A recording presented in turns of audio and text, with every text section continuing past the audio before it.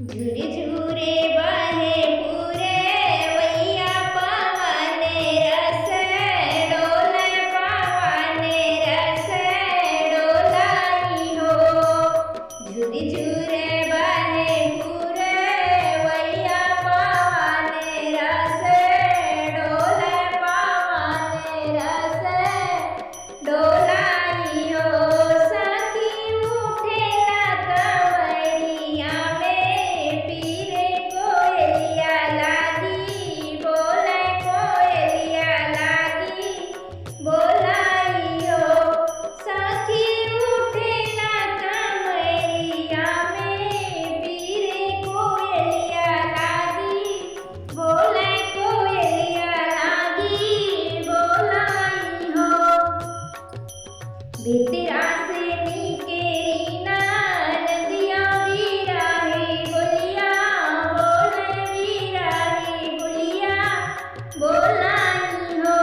खोजी जन्म करम वाके हीने ललाने नाही पौबिउ ललाने नाही पौबिउ हो।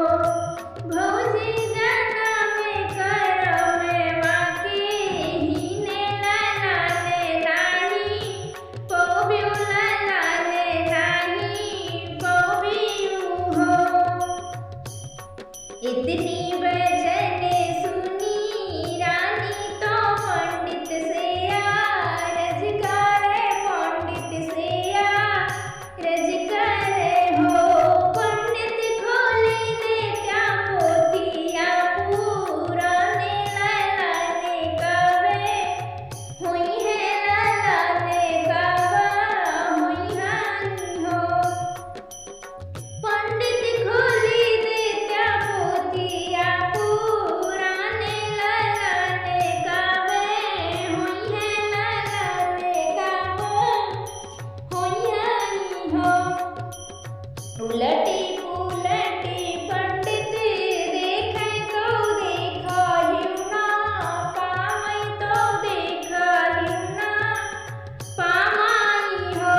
रानी जन्म करम वाके हीने ललाने नाही हुई है ललाने नाही हुई हानि हो। रानी जन्म करम वाके हीने ललाने नाही हुई है ललाने नाही हुई हानि हो। जायु नए रानी जायु तो ब्रह्मा जी के द्वारे तो ब्रह्मा जी के द्वारे नी हो।